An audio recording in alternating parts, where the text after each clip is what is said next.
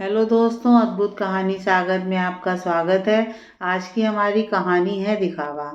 Mummy जी, आपने ताई जी और निष्ठा भाभी जी की फोटोज देखी और दोनों कितनी खुश लग रही हैं। सूट भी एक से डाल रखे हैं।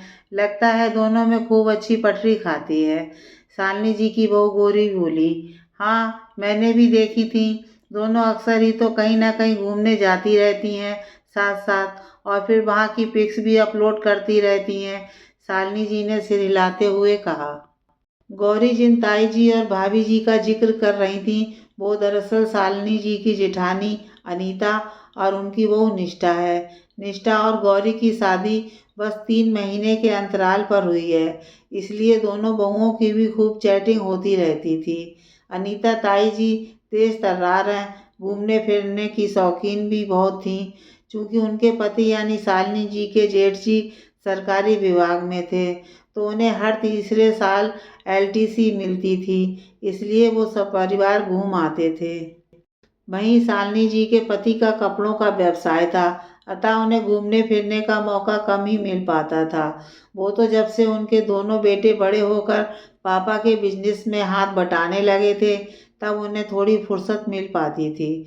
चूंकि नौकरी के सिलसिले में जेठ जी के संग जेठानी जी बाहर बाहर ही रहीं, इसलिए शालिनी और अनीता में मधुर संबंध थे।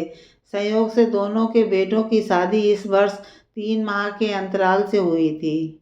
एक दिन अनीता जी ने शालिनी को फ़ोन करके बताया कि उनके बेटे कृष्णा का जन्मदिन है, और चूंकि उसकी शादी हो गई है तो इस बार धूमधाम से मनाकर उठा दिया जाएगा। इसलिए उन्होंने शालिनी जी को सपरिवार आने का निमंत्रण दिया। शालिनी ने फौरन हामी भर दी। उन्हें याद आया कि जीजी अनीता से जब भी फ़ोन पर बात होती है तो वो यही बताती रहती हैं कि आज हमने मोमोज खाए, आज गाजर का हलवा खाया, आदि आदि। इसका मतलब उनकी वो निष्ठा पाक कला में बेहद दक्ष है, तभी तो इतना कुछ बनाती रहती है। दोनों साथ में हमेशा कितनी खुश नज़र आती हैं। एक मेरी बहू है, बस सिंपल दाल चावल रोटी सब्जी पर ही अटकी रहती है। कभी कभार आलू के पराठे, गोभी के, मूली के पराठे बना लेती है बस।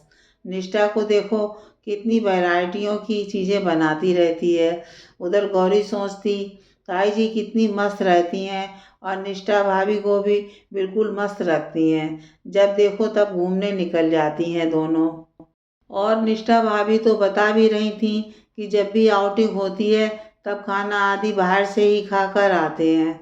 लौट कर खाना बनाने का कोई झंझट ही नहीं रहता। और एक हम लोग हैं, बाहर खा भी लेंगे तो भी पापा जी के लिए तो रोटी बनानी ही पड़ जाती है।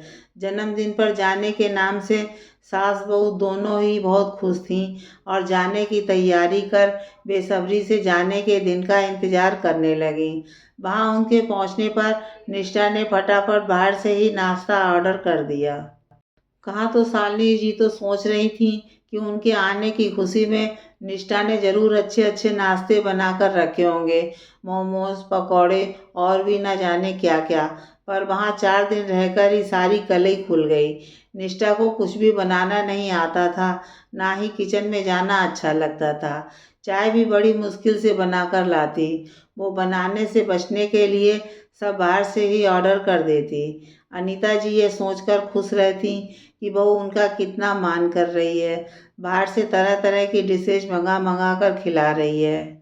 निष्ठा को दिन भर बस फ़ोन ही चलाने का शौक था। दिन भर फ़ोन देखती और ऑनलाइन कपड़े, आर्टिफिशियल ज्वेलरी और मेकअप का सामान मंगाती रहती।